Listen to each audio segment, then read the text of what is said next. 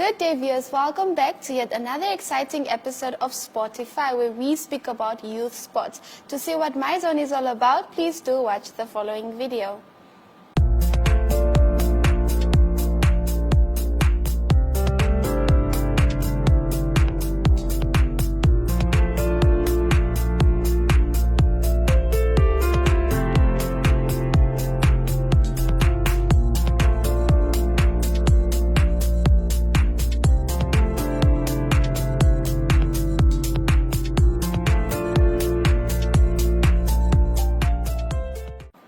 So today on the hot seat, I am joined by Hanganeni Fikunawa, who is an athlete of UNAM. So thank you for taking time out of your busy schedule to join me so we can just talk about your journey as an athlete.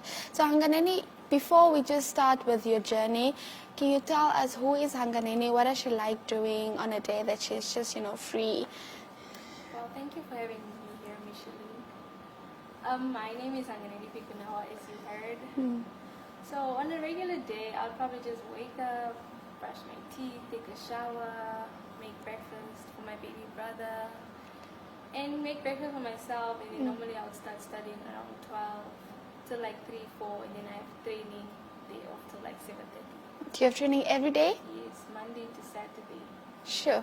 Okay. So now, with your journey as an athlete, Hanganeni, when did you realize that this is what you want to do? Because I'm sure you just didn't wake up suddenly and decide, no, I'm actually gonna go on this journey. I believe it has been a long journey. So please briefly just explain that for us. Well, actually, I've been running all my life. I've been an athlete since I can remember. But I think it took a different curve when I started making international competitions, when I realized that I can actually get a coach to help me become better in this. Okay. So you said you've been an athlete for the longest that you can remember, and I believe that you have been also actively taking part in high school athletics, the inter-house, and so can you just explain to us the route, if you want, for high school learners that want to become athletes actively, what is the route to follow? Because there's inter-house, there's zonals and regionals, which can become very confusing. So just explain that. So if you're in high school, there is the inter-house. Then you go to the regional nationals. So I think first step, you have to want to become a national athlete. You have to want to become a professional athlete, should I say. So you have to scout for coaches. You have to look for clubs that are suitable for you. Like if you are invented, you have to go around, find yourself a coach, find yourself a club, someone that can help you move forward. And secondly, you have to be, like I said, you have to be determined to want to get to where you. And I think commitment also plays a huge role. You mentioned something about inter-house athletics. What is that?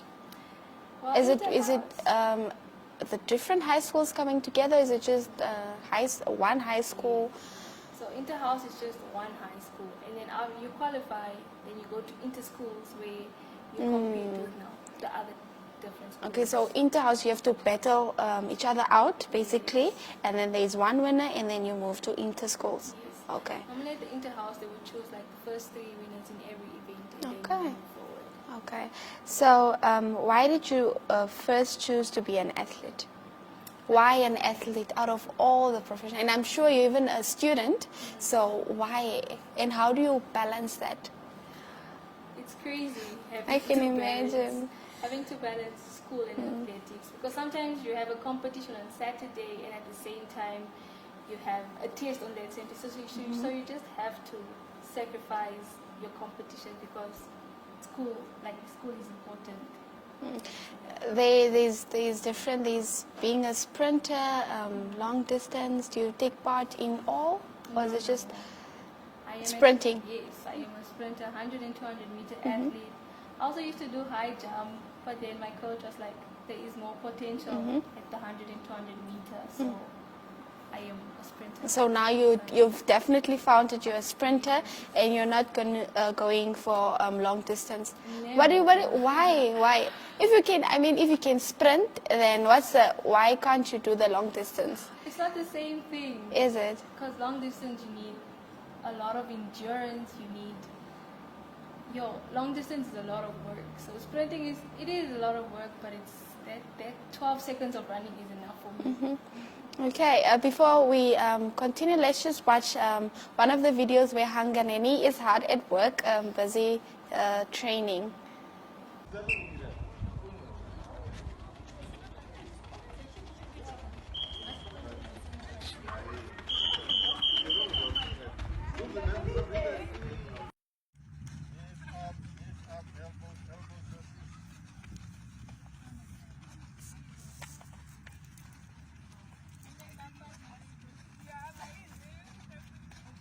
Nice job, man.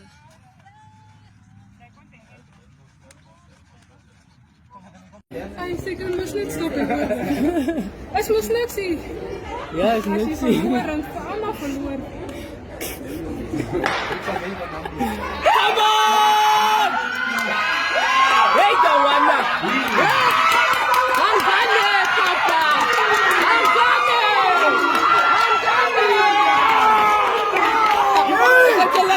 I must say you're hard at work. I think I want to become an athlete now.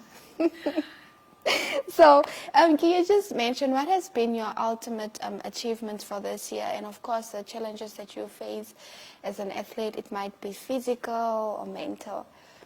Well, my ultimate achievement was coming second place in the 100-meter final last weekend. Wow. At our senior national competition.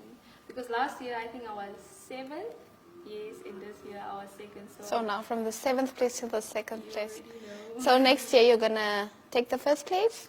Yes, Most definitely. We're going to claim that place. All out. And your goals for the next 2 years for yourself?